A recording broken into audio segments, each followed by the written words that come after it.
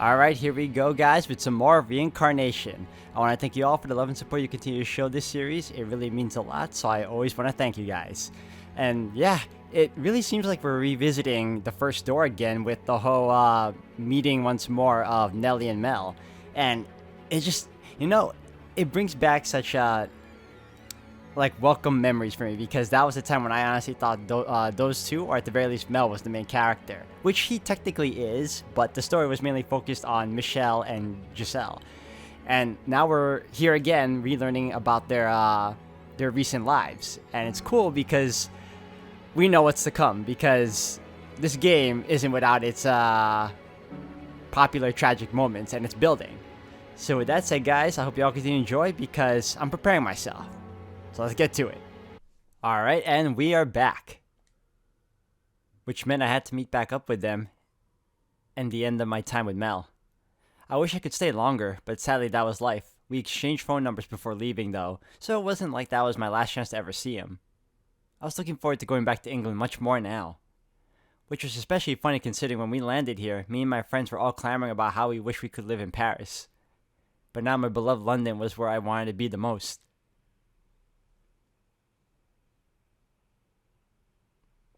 Oh yeah, and I also got the waitress's number too before I left. And she told me with a big smile on her face that I could call her anytime whenever I visited France. I was thinking maybe I could ask her for the answers to the biggest mystery of the trip so far. How the cafe was still in business when no one visited it. You know, it's funny that the moment she put those thoughts and I read it, I was thinking, this cafe is exactly like the mansion. You know, you're wondering, how did the mansion live throughout the eras? Like, besides the fact that it is it's made of magic and it has a curse upon it, whatever. The point still stands. The comparison is there. Like, it lasted as long as the mansion. It's so funny when you put it side by side. Jokes aside, I would probably try to get in touch with her sometime. She was a very, wow, I cannot read today. She was a very friendly woman, not afraid to speak her mind, and I thought we would get along wonderfully. But more importantly, she was too old to go after my Mel. Oh, suddenly, she's quite possessive now.「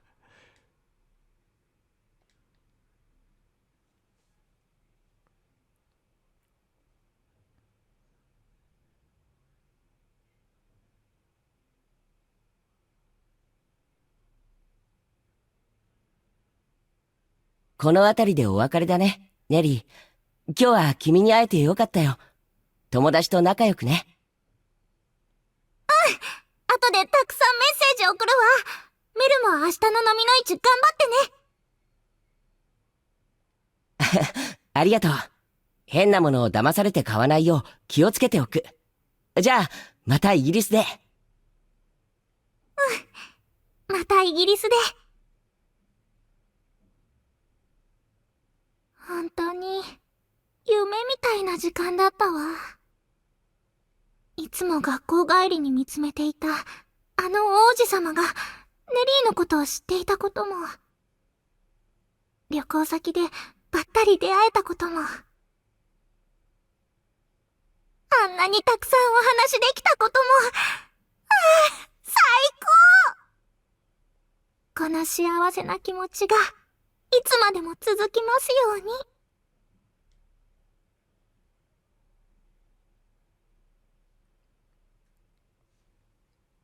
I managed to meet back up with my friends, but my head was stuck in the clouds the rest of the day.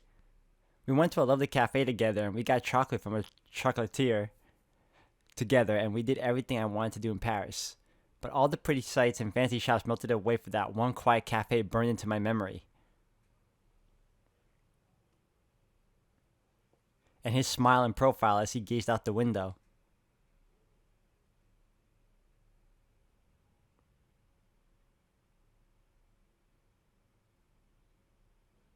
Spring vacation was over in the blink of an eye, and before I knew it, I was back to my hectic school life. I had a club to participate in, private lessons to attend, and so much other work it was enough to make my head spin. Grown-ups, or well, at least Mom, always talked about how students had it easy compared to them, but being a student sure didn't seem easy to me. Dealing with people was especially a pain, and I wish she would stop acting like being in school was all fun and games. That said, things had been going amazingly well for me recently, so I couldn't really blame her for thinking that. The biggest, most important thing was obviously being able to talk with Mel. Whenever I sent him a text, he always made time to send a reply, and whenever I sent him a cute sticker, he always sent one in return. And every time he put a stupid grin on my face. I even got my phone confiscated once for messing with it in class. We hadn't gone anywhere together yet like we said we would in Paris, but we've been talking about it and making plans for a while now. And when we saw each other on the way home from school, he always waved. Things were going quite well if I did say so myself. We were practically literally going out by now. I like how her head works. This is so funny. When the other girls in my class saw us, they would squee about how jealous they were that I was actually getting close to my prince. And who could blame them? Mel was a wonderful boy. But he was my wonderful boy. I wouldn't let them have him, no matter what.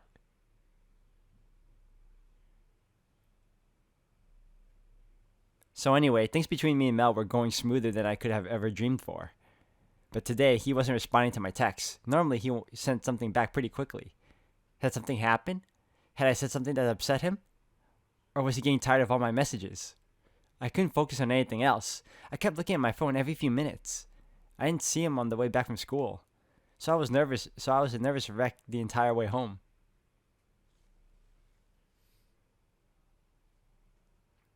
Tadaima!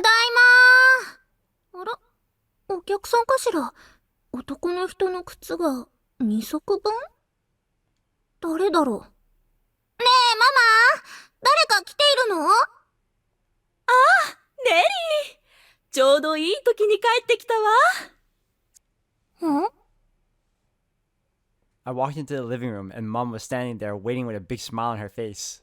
It had been a while since I'd seen her in such high spirits. Behind her, I could see two figures. One was a man I didn't recognize, and the other was the prince I hadn't heard from all day. ネリー？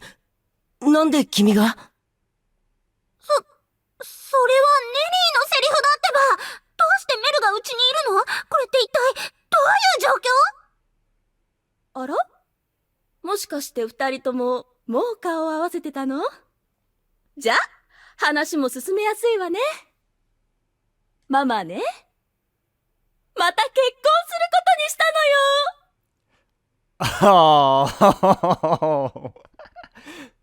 Oh, the universe just wants to find a way for them to just be somehow related in some way.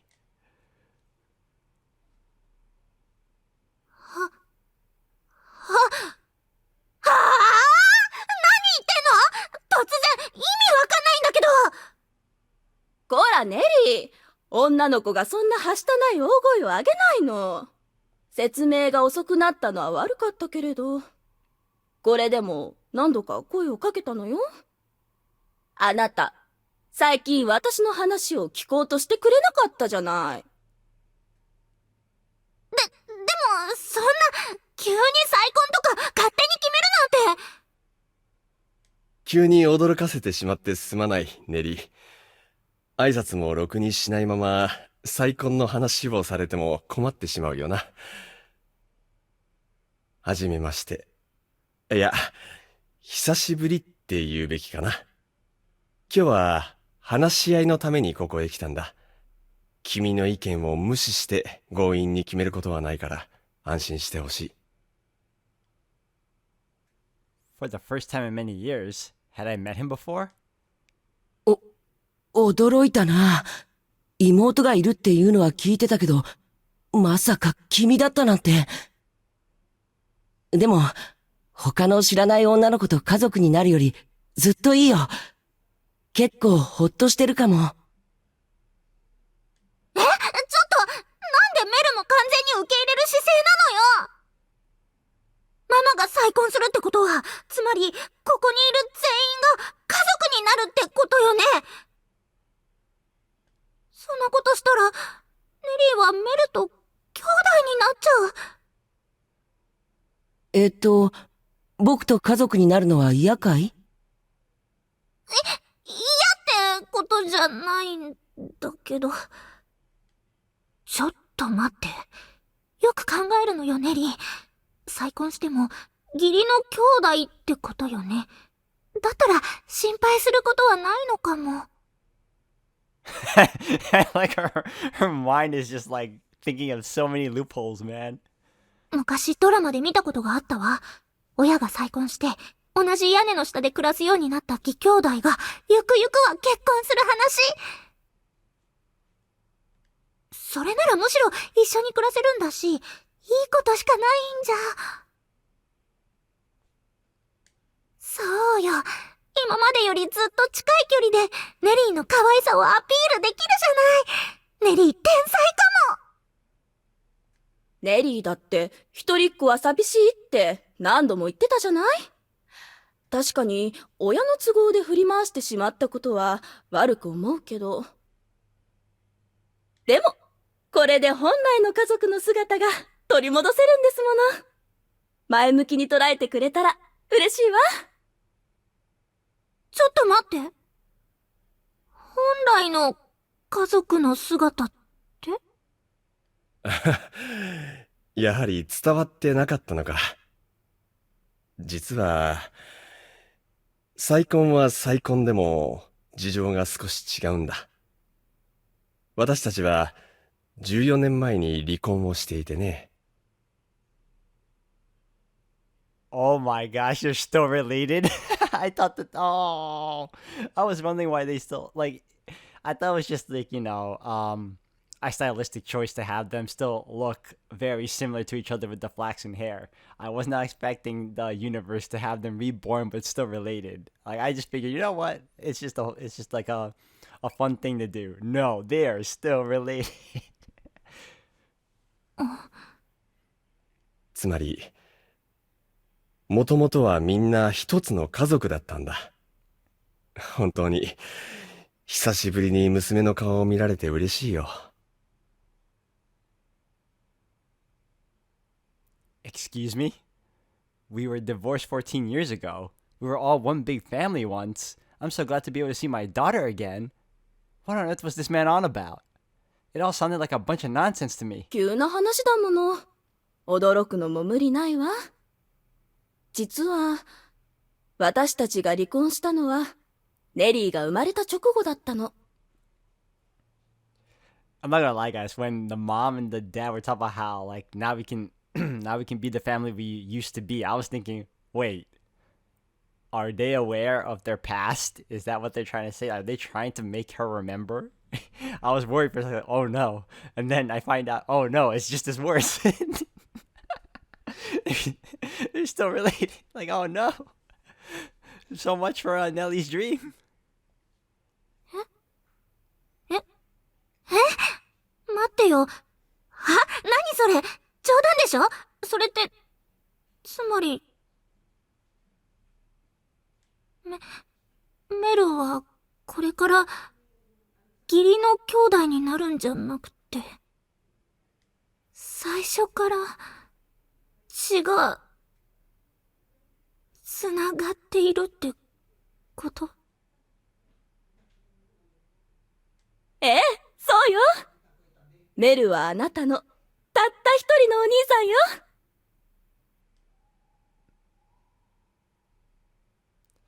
Everything they were saying was gibberish to me. Why couldn't they just say it was a joke so we could be done with this? It felt like the floor was sinking away from under me. And if it couldn't be a joke, how about a bad dream? I came from school to find out I suddenly had a brother. And of everyone in the world, it just happened to be my prince. As I stood there in silence, the blood draining from my face, my mom and this man, who was supposedly my dad, kept on talking and talking and talking. About how when they first split up, they were on such bad terms they were certain they would never speak again. About how my mom tried to get custody of both of us, but it was decided she was too sickly to raise two children on her own. About how they bought this house together when they first married. That must have been why it had always felt so spacious. The living room was too big for a single mother and her daughter, and the master bedroom was even worse. And then there was the other bedroom that nobody used at all. But whenever I asked her about it, Mom got real moody, so I avoided the subject. It wasn't like it caused any problems for us after all. But this was not the answer I was expecting. ネリーが高校に入ったら、全部を打ち明けようって思っていたんだけど、長い時間が過ぎたことで、ママたちにもわだかまりがなくなっていったの。それで最近、パパと会うようになってね。昔のことが嘘のように仲良く話せるようになっていたの。もう一度やり直さないか、という話になったんだ。どうだろう、ネリー。一緒に暮らしてくれないかな。空白の時間は長いが、やっぱり家族は全員で過ごすのが一番だと思うんだ。Stop it. You can't just decide everything. This is my life too. Quit smiling like you think you're doing what's best for me. I hate you. I hate this. I hate everything. Every new word they said felt like it ripped another hole in my heart. Were they monsters? Did they not realize they were ruining everything? Taking away everything that made me happy? どうだろうってそんな。ネリーは I wanted to say I think it's the worst idea in the world, but I bit my tongue. Yes, I was still shaken by all this new information, and yes, I was still angry about them doing this behind my back. But that was all irrelevant in the face of the fact that Mel was my actual blood-related big brother. Even if I opposed their marriage and stopped them from moving in, it wouldn't change anything. There was nothing I could do to fix it. ねえ、本当に血のつながった兄弟なの？何かの間違いってことはないの？それはママが保証するわ。あなたたちは正真正銘の兄弟よ。二人ともこんなに似ているんだ。疑いようがないだろう。ネリー、僕と兄弟だっていうのは、そんなに嫌なことなのかな。僕たち仲良くやれてたし、正直喜んでもらえるんじゃないかって思っていたんだ。僕、嬉しかった。そうだよ。ネリーと話すのは楽しいし、兄弟だって分かって納得できた部分もあるんだ。僕が君を見て気になる子だなって思っていた理由さ。小さい時に君を見ていたからだ。3歳の頃の記憶なんてほとんど残っていないし、君だって赤ちゃんの頃とは全然違うだろうけど、やっぱりなんとなく妹がいるっていうのを覚えていたんだと思う。だから、こうして改めて顔を合わすことができて嬉しいんだよ。あ、ごめん。君が僕や父さんと一緒に過ごしたくないって思うのなら、それで構わないんだ。何せ急なことだものね。そうじゃないの。ネリーも嬉しいわ。メルと一緒に過ごせるなんて。そっか、よかった。That part wasn't a lie. Of course I wanted to be around him. Of course I wanted to spend as much time as I could with him. But I still couldn't bring myself to be excited about it. Because we were going to be together as a family. As brother and sister. Nothing more. Had Mel only been so gentlemanly in France because some part of him realized I was his sister? Did he not see me as a girl at all? Was all the progress I was so excited about just a figment of my imagination?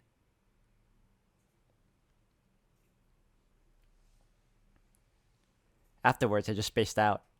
Everyone was talking about how excited they were for all the fun things we would do together, but it felt like they were actors on stage and I was in the audience at the very back. They tried to cheer me up, tried to say I could tell them anything. But no, I couldn't. I could never tell them what was really troubling me. Besides, they seemed to be enjoying themselves just fine without me. I couldn't barge in on that and say, no, I don't want us to be family. I could read the room well enough to realize that. Mom was always telling me I was spoiled and self-centered, but the truth was, I held myself back plenty. We had supper together that night, and then Mel and his dad went back to their house. Mom tried to get them to stay the night, but his dad turned her down, saying I probably needed some time to process everything. And he was right. I was on the verge of breaking down already. If Mel was to stay the night, I probably would have snapped. Maybe his dad could see that the smile I was putting on was fake. And then when they were gone, Mom started acting really let down, and seeing her like that, I almost blew up at her. Whose fault did she think this was anyway? Why was she acting like I was the one being unreasonable? Maybe she should look in the mirror. But I bit my tongue before I started lashing out at her. It was easy to get upset at her, and as far as I was concerned, I had every right to be. But the problem was, yelling at her wouldn't have solved anything. I could yell and shout and scream until my throat went raw, but it wouldn't do anything to soothe my aching heart. I could run away in a fit of rage, and it still wouldn't change a thing. It would be anger for its own sake, and it would wear me thin. There was no solution. My only choice was to face reality. But I couldn't just snap my fingers and tell myself to move on. It wasn't that easy, not even close. I spent the whole night letting off steam, screaming on the inside about everyone and everything. Hurling my favorite stuffed animals around my room. Pounding my fists into my pillows until they were flat. Anything to vent even a little bit of frustration, until I passed out from exhaustion.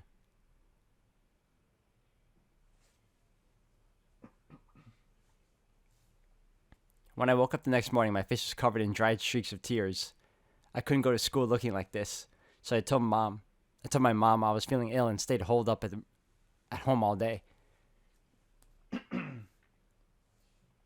But no matter how frustrating or infuriating life gets, time only ever moves forward. It doesn't stop to let you collect yourself, and especially it doesn't go backwards. So things kept progressing around me, not giving me a chance to come to terms with any of it.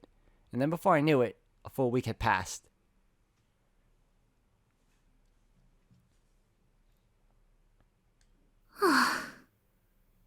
深呼吸よ、深呼吸。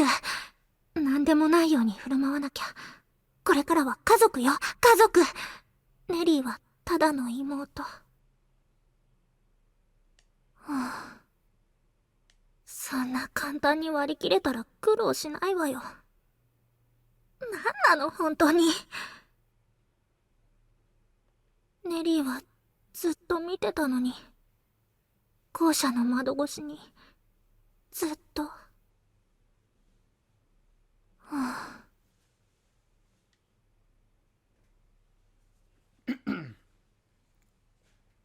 I'd been blue all week long.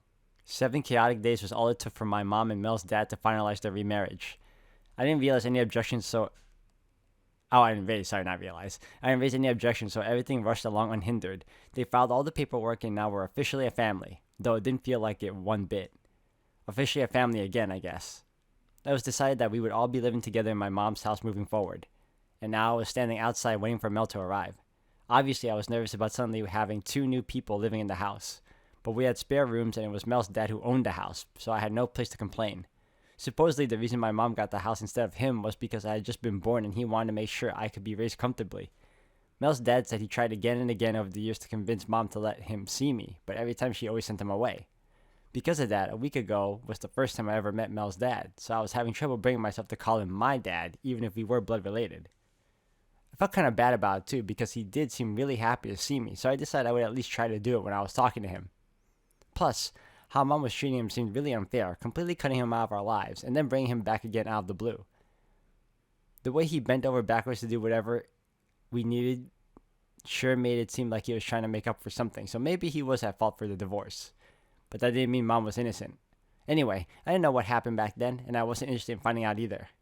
I was socially adept enough to know that you shouldn't try to dig up dirt on people right as they were celebrating having put it in the past. I wasn't that stupid. Though for the most part, I was just indifferent to it all. I loved relationship drama, but only between kids my age or celebrities. That was fun to talk about, but how was I supposed to react to my parents' relationship drama? And not just everyday drama, all the nasty stuff that had led to them getting divorced. I couldn't think of anything worse. Anyway, getting off track. So Mom and Mel's dad suggested we go on a family vacation to celebrate us all getting back together. And that, I was absolutely 100% against, so... あの車かしら。とにかく沈んでばかりじゃダメよ。せっかくメルを迎えるんだから笑顔にならないと。確かにすぐに割り切ることなんてできないけど、メルと一緒に暮らせること自体は夢のような話だわ。だから余計に悲しい気持ちと嬉しい気持ちで板挟みになっちゃうんだけど、今は無理やりにでも前向きにならなきゃだわ。As the car got closer, I could see it was it was a moving company's van. It parked in front of our house, and the passenger's door swung open. あ、ネリー。まさか、玄関で待っててくれたの？そんなことしなくても、普通にチャイムを押したのに。そこはもっと喜んでくれるところじゃない？ネリーはメルの到着を今か今かと待っていたのよ。ごめん。ありがとう。嬉しいよ。もっと気心が知れた仲だったら、飛びついたりできたのかも。遅いわ、お兄様なんて言って。It's good to know a part of her old self is still there. なんで、お兄ちゃんじゃなくてお兄様なのかしら。変なの。王子様呼びしてたから？荷物運ぶの手伝ってあげるわ。あんまり重たいのは持てないけどね。ありがとう。助かるよ。部屋まで運ぶのは業者さんがやってくれるから、段ボールの開封を手伝ってくれると嬉しいな。わかったわ。任せてちょうだい。I never moved in my life, so it was kind of mesmerizing watching the moving man carry all of Mel's boxes in. It sure didn't seem like he had all that much stuff, though. Was it normal to only need a handful of boxes when moving, or was Mel just super good at packing?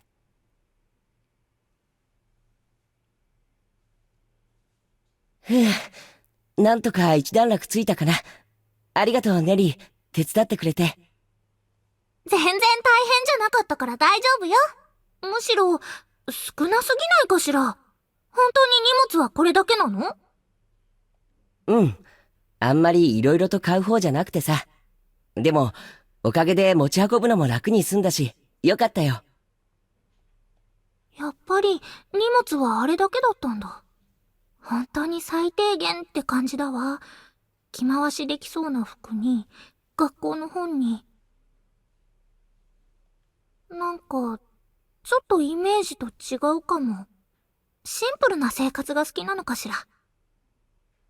メルは、趣味みたいなのはあんまりないの？趣味か。そうだね。これと言ってないかも。本を読むのは好きな方だけど、読書家ってほどでもないしね。ちょっと意外だわ。同年代の男の子たちは、ゲームとかスポーツとか、何かしら熱中してたわ。メルはストイックなのね。ストイックって、そういうんじゃないよ。ただ、いや、なんでもないんだ。そういうネリーは？ああ、ネリーは、音楽が好きよ。自分でもよく歌うし、好きなバンドのコンサートに行ったりもするし。あとね、オペラも興味あるわ。オペラって、すごいな。14歳の趣味にしては、リッチだね。ママが好きなの。それで小さい頃から何度か連れて行かれて、最近良さが分かってきた感じかしら。へえ、そうなんだ。すごいね。あれ、なんか、ちょっと反応が悪い？ネリーの気にしすぎかしら。それにさっき、何か言いかけたような。あ、それで、今日はどうしようか。そうよね。